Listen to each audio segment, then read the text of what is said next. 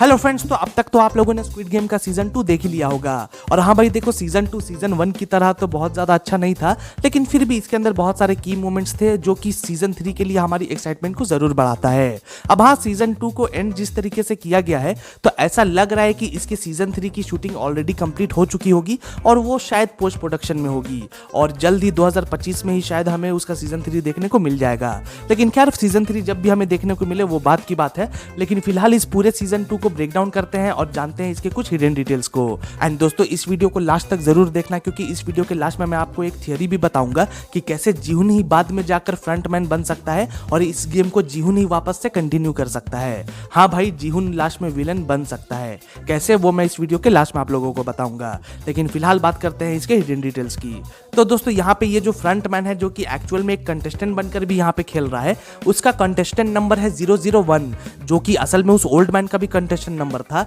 जिसे हमने सीजन 1 के अंदर देखा था, जो कि असल में कंटेस्टेंट नहीं, इस गेम का ओनर ही था, लेकिन फिर भी वो कंटेस्टेंट बनकर खेल रहा था और सबको गुमराह कर रहा था, या फिर पता नहीं क्या कर रहा था। तो यहाँ पे शो की तरफ से एक अच्छा हिंट दिया गया था, लेकिन भाई वो हिंट हम ऑडियंस के लिए नहीं था, क्योंकि हम ऑडियंस तो पहले से ही जान रहे थे ना कि वो फ्रंटमैन है। असल में ये जो हिंट था वो था जीहुन के लिए, क्योंकि भाई वो पहले भी इस गेम को खेल चुका था और वो ओल्ड मैन से काफी ज्यादा क्लोज भी था पिछली बार। सो दैट्स वाई फ्रंटमैन ने एक तरीके से सेम प्लेयर नंबर बनकर उसे एक हिंट देने की कोशिश की थी कि जीहुन इस बात को समझ पाए, लेकिन भाई सैडली जीहुन इस बात को नहीं समझ पाया। बट दोस्तों, ये एक इकलौता चांस नहीं था जीहुन को उसको समझने के लिए। यहाँ पे शो में एक और भी ऐसा पॉइंट आता है जहां शायद जीहुन फ्रंटमैन की सच्चाई को जान सकता था, अगर उसके भाई यानी कि उस पुलिस वाले ने जीहुन को सच बता दिया होता तो, कि फ्रंटमैन कोई और नहीं बल्कि उसका ही बड़ा भाई है। और जो स्टोरी उस पुलिस वाले ने अपने माँ के साथ डिस्कस की थी, वो जीहुन के साथ भी अगर डिस्कस कर लिया होता तो शायद जीहुन उसे पकड़ पाता। क्योंकि दोस्तों, सीरीज के इस पॉइंट में इन दोनों माँ बेटों ने फ्रंटमैन की वाइफ के बारे में बात की थी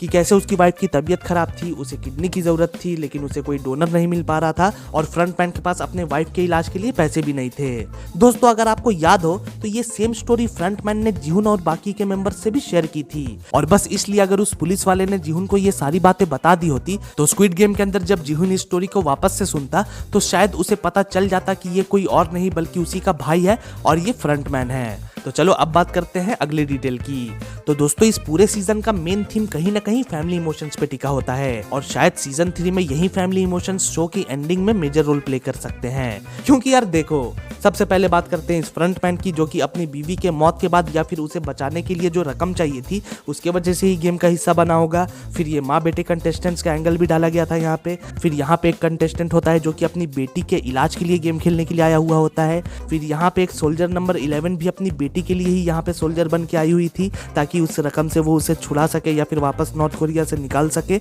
और तो और यहाँ पे हमें एक प्रेग्नेंट लड़की भी देखने को मिलती है जो उन पैसों से अपने बच्चे का फ्यूचर सिक्योर करना चाहती थी। तो भाई आप लोग समझ पा रहे हो, यहाँ पे फैमिली वाला रीजन बहुत ज्यादा शोकेस किया गया है, जो कि मेरे ख्याल से एक हिंट दे रहा है हम लोगों को कि जब इतने सारे लोग अपने फैमिली के लिए ही इस गेम को खेलने के लिए आए हैं तो हो सकता है कि एक फैमिली वाला एंगल ही इस गेम को बंद करने का रीजन भी बन जाए। और दोस्तों, मैं फैमिली वाले एंगल को ही इस गेम का टर्निंग पॉइंट इसलिए भी समझ रहा हूँ क्योंकि सीजन 1 में वो जो ओल्ड मैन था जिसने एक्चुअली में इस गेम को अपने क्लाइंट्स के लिए शुरू किया था, उसकी अपनी कोई फैमिली थी ही नहीं। क्योंकि सीजन 1 के एंड में हमने देखा था कि हॉस्पिटल में उसने आखिरी सांसें भी जीहुन के सामने ही ली थी। वहां पे जीहुन के अलावा उस ओल्ड मैन के किसी भी फैमिली मेंबर को हमने नहीं देखा था, जिसका मतलब यह है कि उसके पास पैसा तो बहुत ज्यादा था लेकिन कोई फैमिली नहीं थी, और जब फैमिली नहीं होती तो खुशी नहीं होती, और जब खुशी नहीं होती इंसान के पास तो वो दूसरे तरीके ढूंढता है खुश होने के लिए। और स्क्विड गेम वही दूसरा तरीका था जो उस ओल्ड मैन और उसके बाकी के क्लाइंट्स के लिए खुशी का जरिया था, क्योंकि भाई मोस्ट प्रोबेबली उसके क्लाइंट्स के पास भी ऐसी कोई फैमिली नहीं होगी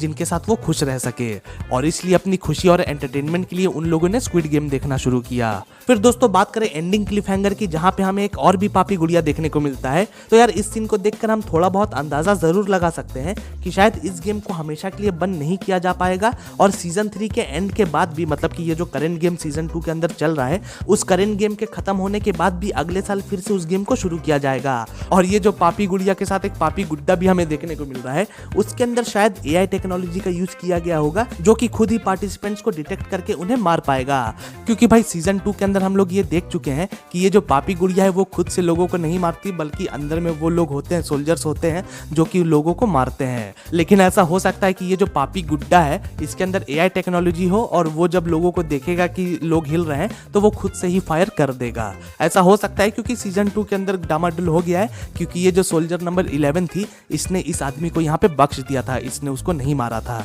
तो इस चीज को अवॉइड करने के लिए एआई टेक्नोलॉजी को उस गुड्डे के अंदर यूज किया जा सकता है। तो दोस्तों ये थे वो हिडन डिटेल्स जो कि इस शो को देखते वक्त मैंने नोटिस किए। बाकी बात करें उस थियरी की जो कि मैंने आप लोगों को बताया था कि किस तरह जीहुन ही अगला फ्रंटमैन बन सकता है, तो इस थियरी को जरा ध्यान से सुनो। तो भाई मेरी थियरी कुछ ऐसी है कि शायद जीहुन को जानबूझकर इस शो के अंदर बचाया जा रहा है, क्योंकि लास्ट एपिसोड के अंदर अगर फ्रंटमैन चाहता तो उसे भी मार सकता था, लेकिन वो जीहुन को नहीं मारता, ये जानते हुए भी कि जीहुन इस गेम को बंद करना चाहता है और वो कंटेस्टेंट्स को भटका भी रहा था। तो यार आखिर फ्रंटमैन उसे क्यों नहीं मार रहा, आखिर उसको इससे इतना प्यार क्यों है? और भाई देखो जब इसका सीजन 3 आएगा, जब भी आएगा, तो उसके फिनाले में ऐसा हो सकता है कि जीहुन का भी सब कुछ लूट जाए। शायद उसकी बेटी को किडनैप कर लिया जाए और गेम का जो आखिरी राउंड हो वहां पे उसकी बेटी को ही लटका दिया जाए और उसे मारने वाले को ही विनर बना दिया जाए। मतलब कि भाई जरा इमेजिन करो, जितने लोग भी फिनाले में पहुंचेंगे, जिनको किसी तरह जीहुन मनाएगा ही कि भाई मत खेलो फिनाले, मत खेलो फिनाले, अगर फिनाले खेलोगे तो तुम लोग मर जाओगे।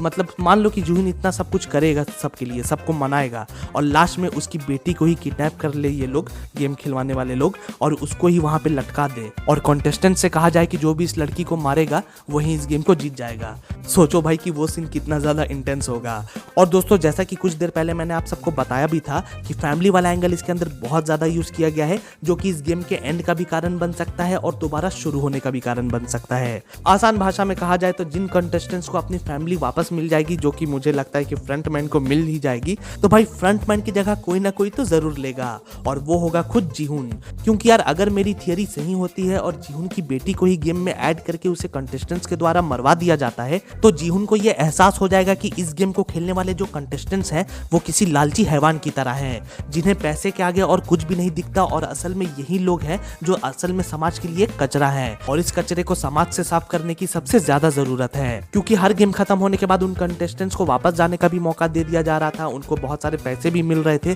जिससे उनकी जिंदगी बेहतर हो सकती थी, लेकिन उनके अंदर का लालच कभी खत्म ही नहीं हो रहा था। वो हर बार अगला गेम खेलना चाहते थे और भी ज्यादा पैसे कमाना चाहते थे, और अपने इस लालच में वो लोग इतने ज्यादा अंधे हो जाते हैं कि उन्हें किसी इंसान के जान की फिक्र भी नहीं होती। और बस इसलिए जब जीहुन ये सारी चीजें देखेगा तो शायद उसे ओल्ड मैन की बात समझ आ जाएगी कि ओल्ड मैन भी कहीं ना कहीं गलत नहीं था, उसने जानबूझकर किसी को नहीं मारा था। पिछली बार भी जब लोग गेम खेलने के लिए आए थे तो उसने लोगों को जाने दिया था, लेकिन वो लोग वापस अपनी मर्जी से वापस आए थे। तो भाई इसलिए जब जीहुन ये सारी चीजें देखेगा और जब उसकी बेटी की भी मौत हो जाएगी, जो कि मैं अपनी थियरी बता रहा हूँ, तो तब वो बहुत ज्यादा पागल हो जाएगा और फिर शायद वो ही फ्रंटमैन की जगह ले लेगा और वहां का लीडर बनकर इस गेम को हमेशा के लिए कंटिन्यू रखेगा। तो भाई इस तरह की मेरी कुछ थियरी है और मैं सोच रहा हूँ कि अगर आप लोग चाहें तो सीजन 3 का एक फैन फिक्शन बना दूं क्या, अगर आप लोग चाहें तो। बाकी अगर आप लोगों को ये थियरी अच्छी लगी हो और मेरा ब्रेकडाउन पसंद आया हो तो जाने से पहले वीडियो को लाइक और चैनल को सब्सक्राइब भी जरूर कर देना। तो चलो अब मिलते हैं अगली वीडियो में, तब तक के लिए गुड बाय, टेक केयर।